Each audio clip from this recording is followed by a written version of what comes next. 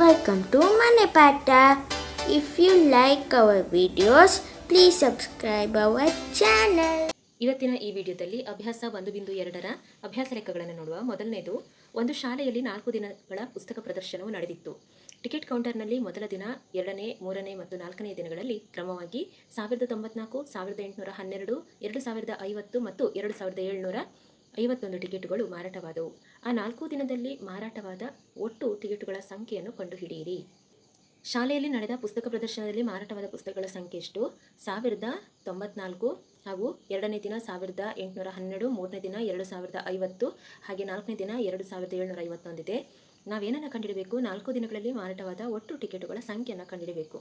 4 × 2 6, 6 × 1 7, 1 10, 10 × 5 15, 15 × 5 20ಕ್ಕೆ 0, ದಶಕ 2, 2 × 8 10, 10 × 7 17ಕ್ಕೆ 7, ದಶಕ 1, 1 2 3, 3 × 2 5, 5 × 2 7. ಹಾಗಾದರೆ 4 ದಿನಗಳಲ್ಲಿ ಮಾರಾಟವಾದ ಒಟ್ಟು ಟಿಕೆಟ್ಗಳ ಸಂಖ್ಯೆ 7707. ಎರಡನೇದು, ಶೇಖರ್ ಒಬ್ಬ ಖ್ಯಾತ ಕ್ರಿಕೆಟ್ ಆಟಗಾರನಾಗಿದ್ದಾನೆ. ಟೆಸ್ಟ್ ಪಂದ್ಯಗಳಲ್ಲಿ ಅವನು ಇದುವರೆಗೂ 6980 ರನ್ಗಳನ್ನು ಪಡೆದಿರುತ್ತಾನೆ. ಅವನು 10,000 ರನ್ಗಳನ್ನು ಪೂರೈಸಲು ಇಚ್ಛಿಸುತ್ತಾನೆ. ಹಾಗಾದರೆ ಅವನಿಗೆ ಇನ್ನೆಷ್ಟು ರನ್ನುಗಳ ಅವಶ್ಯಕವಿದೆ? ನೋಡಿ, ಶೇಖರ್ ಟೆಸ್ಟ್ ಪಂದ್ಯಗಳಲ್ಲಿ ಪಡೆದ ರನ್ನುಗಳ ಸಂಖ್ಯೆ ಎಷ್ಟು? 6980. ಅವನು ಇಚ್ಛಿಸುತ್ತಿರುವ ರನ್ನು ಎಷ್ಟು ರನ್ ಹೊಡಿಬೇಕಂತ ಆತ ಇಚ್ಛಿಸ್ತಾನೆ? 10,000 ರನ್ನಿಂದ ಆತ ಪಡೆದಂಥ 6980 ರನ್ನನ್ನು ಕಳಿಬೇಕು. ಇಲ್ಲಿ ಕಳೆಯುವ 0 × 0 0, ಇಲ್ಲಿ 0 ಇದೆ, 8 ಇದೆ, ಹಾಗಾಗಿ 0ಯಿಂದ 8 ಕಳೀಲಿಕ್ಕಾಗೋದಿಲ್ಲ. 10,000ದಿಂದ 1000ದ ಸ್ಥಾನಕ್ಕೆ 10 ತಗೊಳ್ಳುವ. ಇನ್ನು 1000ದ ಸ್ಥಾನದಿಂದ 100ರ ಸ್ಥಾನಕ್ಕೆ 10 ಪಡ್ಕೊಳ್ಳುವ. ಇಲ್ಲಿ 9 ಆಯಿತು. ಇನ್ನು 100ರ ಸ್ಥಾನದಿಂದ 10ರ ಸ್ಥಾನಕ್ಕೆ 1 ಪಡ್ಕೊಳ್ಳುವ. ಆವಾಗ 10 ಆಯಿತು. 10ರಲ್ಲಿ 8 ಕಳೆದ್ರೆ 2, 9ರಲ್ಲಿ 9 ಕಳೆದ್ರೆ 0, 9 × 6 3. ಹಾಗಾದರೆ ಶೇಖರ್ನಿಗೆ ಅಗತ್ಯವಿರುವಂತಹ ರನ್ನುಗಳ ಸಂಖ್ಯೆ ಎಷ್ಟು? 3020. ಮೂರನೇದು, ಒಂದು ಚುನಾವಣೆಯಲ್ಲಿ ವಿಜೇತ ಅಭ್ಯರ್ಥಿಗೆ 5,77,500 ಮತಗಳು ದಾಖಲಾದವು ಮತ್ತು ಅವನ ಸಮೀಪದ ಪ್ರತಿಸ್ಪರ್ಧಿಗೆ 3,48,700 ಮತಗಳು ಲಭಿಸಿದವು. ಹಾಗಾದರೆ ವಿಜೇತ ಅಭ್ಯರ್ಥಿಯು ಎಷ್ಟು ಮತಗಳ ಅಂತರದಿಂದ ಚುನಾವಣೆಯನ್ನು ಜಯಿಸಿದನು? ಚುನಾವಣೆಯಲ್ಲಿ ವಿಜೇತ ಅಭ್ಯರ್ಥಿಗೆ ದಾಖಲಾದ ಮತಗಳ ಸಂಖ್ಯೆ ಎಷ್ಟು? 5,77,500. ಪ್ರತಿಸ್ಪರ್ಧಿಗೆ ದೊರೆತ ಮತಗಳ ಸಂಖ್ಯೆ 1,48,700. ಹಾಗಾದರೆ ವಿಜೇತ ಅಭ್ಯರ್ಥಿಯು ಎಷ್ಟು ಮತಗಳ ಅಂತರದಿಂದ ಚುನಾವಣೆಯನ್ನು ಜಯಿಸಿದನು? ಅಭ್ಯರ್ಥಿ ಪಡೆದ ಮತಗಳ ಸಂಖ್ಯೆಯಿಂದ ಪ್ರತಿಸ್ಪರ್ಧಿ ಪಡೆದಂಥ ಮತಗಳ ಸಂಖ್ಯೆಯನ್ನು ಕಳೆಯುವ. 0 × 0 0, 0 × 0 0, 5ರಿಂದ 7 ಕಳೀಲಿಕ್ಕಾಗೋದಿಲ್ಲ. ಪಕ್ಕದ ಸ್ಥಾನದಿಂದ ಒಂದು ದಶಕ ತಗೊಳ್ಳುವ. ಇಲ್ಲಿ 6 ಉಳಿಯುತ್ತೆ. 15ರಲ್ಲಿ 7ನ್ನು ಕಳೆದಾಗ 8, ಇಲ್ಲಿ 6ರಲ್ಲಿ 8 ಕಳೀಲಿಕ್ಕಾಗೋದಿಲ್ಲ. ಪುನಃ ಪಕ್ಕದ ಸ್ಥಾನದಿಂದ ಒಂದು ದಶಕ ತಗೊಳ್ಳುವ. 16 ಆಯಿತು. 16 8 ಕಳೆದ್ರೆ 8, 6ರಲ್ಲಿ 4 ಕಳೆದ್ರೆ 2, ಇಲ್ಲಿ 5ರಲ್ಲಿ 3 ಕಳೆದ್ರೆ 2, 2,28,800. ಹಾಗಾದರೆ ವಿಜೇತ ಅಭ್ಯರ್ಥಿಯು 2,28,800 ಮತಗಳ ಅಂತರದಿಂದ ಚುನಾವಣೆಯನ್ನು ಜಯಿಸಿದನು. ಕೀರ್ತಿ ಬುಕ್ ಸ್ಟೋರ್ನಲ್ಲಿ ಜೂನ್ ಮೊದಲ ವಾರದಲ್ಲಿ ರೂಪಾಯಿ 2,85,891 ಮೌಲ್ಯದ ಪುಸ್ತಕಗಳು ಮತ್ತು 2ನೇ ವಾರದಲ್ಲಿ ರೂಪಾಯಿ 4,768 ಮೌಲ್ಯದ ಪುಸ್ತಕಗಳು ಮಾರಾಟಗೊಂಡವು. 2 ವಾರಗಳಲ್ಲಿ ಒಟ್ಟಾಗಿ ಎಷ್ಟು ವ್ಯಾಪಾರವಾಯಿತು? ಯಾವ ವಾರದಲ್ಲಿ ಹೆಚ್ಚು ಮಾರಾಟವಾಯಿತು ಮತ್ತು ಅದು ಇನ್ನೊಂದರಿಂದ ಎಷ್ಟು ಹೆಚ್ಚು? ಕೀರ್ತಿ ಬುಕ್ ಸ್ಟೋರ್ನಲ್ಲಿ ಜೂನ್ ಮೊದಲ ವಾರದಲ್ಲಿ ವ್ಯಾಪಾರವಾದ ಪುಸ್ತಕಗಳ ಬೆಲೆ ಎಷ್ಟು? ರೂಪಾಯಿ 2,85,891. 2ನೇ ವಾರದಲ್ಲಿ ಪುಸ್ತಕಗಳ ಮಾರಿದ ಬೆಲೆ ಎಷ್ಟು? ರೂಪಾಯಿ 4,768. ಈಗ ನಮಗೆ 2 ವಾರಗಳಲ್ಲಿ ಪುಸ್ತಕಗಳು ಮಾರಿದ ಬೆಲೆಯನ್ನು ಕಂಡುಹಿಡಬೇಕು. ಹಾಗಾಗಿ ಇದೆರಡನ್ನು ಕೂಡಿಸುವ. 8 × 1 9, 9 × 6 15ಕ್ಕೆ 5, ದಶಕ 1, 8 × 1 9, 9 × 7 16ಕ್ಕೆ 6, ದಶಕ 1, 5 × 1 6, 8 × 0 8, 2 × 4 6. ಹಾಗಾದರೆ 2 ವಾರಗಳಲ್ಲಿ ಪುಸ್ತಕಗಳನ್ನು ಮಾರಿದ ಬೆಲೆ ಎಷ್ಟು ಸಿಕ್ತು? 6,86,659. ಹಾಗಾದರೆ ಯಾವ ವಾರದಲ್ಲಿ ಹೆಚ್ಚು ಪುಸ್ತಕ ಮಾರಾಟವಾಯಿತು? 2ನೇ ವಾರದಲ್ಲಿ ಹೆಚ್ಚು ಮಾರಾಟವಾಯಿತು. 2ನೇ ವಾರವು ಮೊದಲನೇ ವಾರಕ್ಕಿಂತ 1,14,877 ರೂಪಾಯಿ ಹೆಚ್ಚು ಮಾರಾಟ ಆಯಿತು.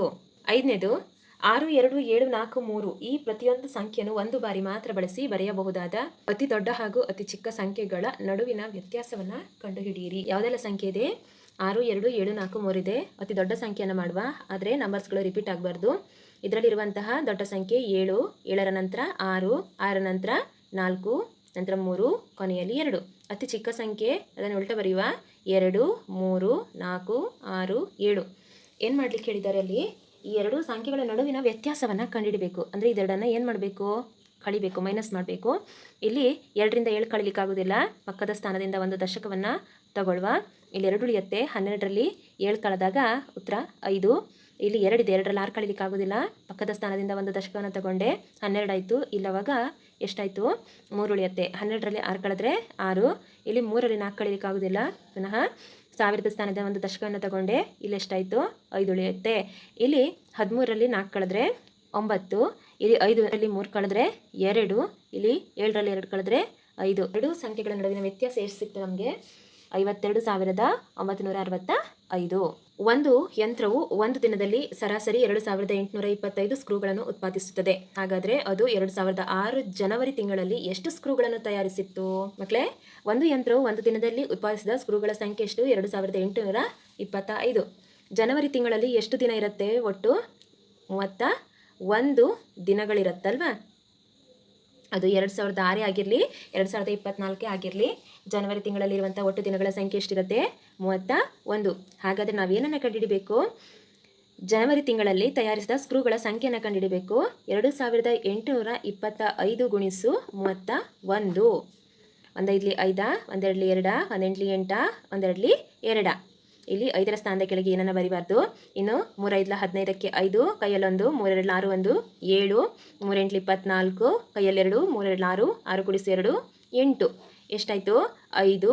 2 ಕೂಡಿಸು 5 7, 8 ಕೂಡಿಸು 7 15ಕ್ಕೆ 5, ದಶಕ 1, 2 ಕೂಡಿಸು 1 3, 3 ಕೂಡಿಸು 4 7 8. ಹಾಗಾದರೆ ಜನವರಿ ತಿಂಗಳಲ್ಲಿ ಆ ಯಂತ್ರ ಉತ್ಪಾದಿಸಿದ ಸ್ಕ್ರೂಗಳ ಸಂಖ್ಯೆ ಎಷ್ಟು, 87,575. 87,575. 7ನೇ ನೋಡಿ, ಒಬ್ಬಳು ವ್ಯಾಪಾರಿಯ ಬಳಿ ರೂಪಾಯಿ 70.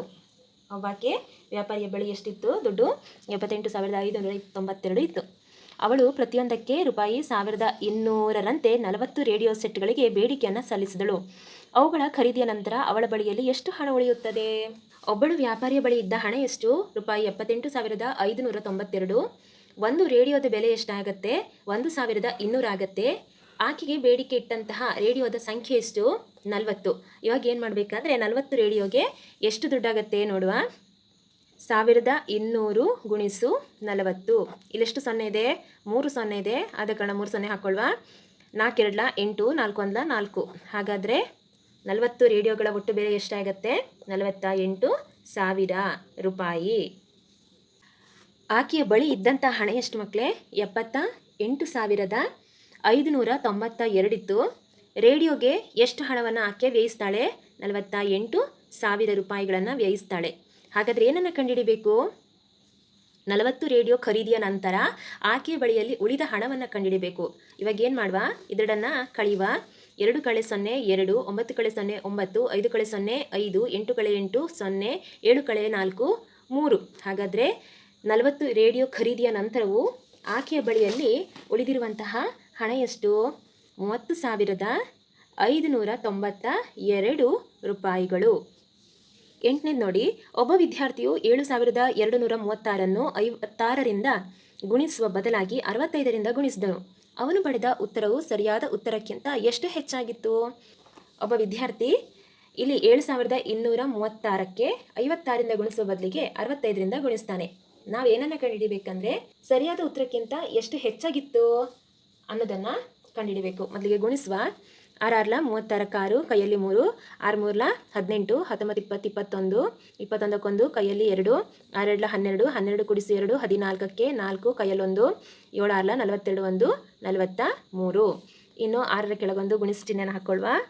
5 6 30ಕ್ಕೆ 0, ಕೈಯಲ್ಲಿ 3, 5 3 15, 15 ಕೂಡಿಸು 3 18ಕ್ಕೆ 8, ಕೈಯಲ್ಲಿ 1, 5 2 10 ಕೂಡಿಸು 1 11ಕ್ಕೆ 1, ಕೈಯಲ್ಲಿ 1, 5 7 35 ಕೂಡಿಸು 1 36. ಇವಾಗ ಕೂಡಿಸುವ. 6 1 0 0 1, 4 ಕೂಡಿಸು 8 12 ದಶಕ 1, 1 ಕೂಡಿಸು 3 4, 4 ಕೂಡಿಸು 1 5, 6 ಕೂಡಿಸು 4 10, ದಶಕ 1, 3 ಕೂಡಿಸು 1 4. ಮತ್ತೊಂದು ಗುಣಾಕಾರ ಮಾಡುವ. 5 6 30ಕ್ಕೆ 0, ಕೈಯಲ್ಲಿ 3, 5 3 15, 15 ಕೂಡಿಸು 3 18ಕ್ಕೆ 8, ಕೈಯಲ್ಲಿ 1, 5 2 10 ಕೂಡಿಸು 1 11ಕ್ಕೆ 1, ಕೈಯಲ್ಲಿ 1, 5 7 35, 35 ಕೂಡಿಸು 1 36. ನೆಕ್ಸ್ಟು 0 ಕೆಳಗೆ ಗುಣಾಕಾರ ಚಿಹ್ನೆ ಹಾಕೊಳ್ಬೇಕು.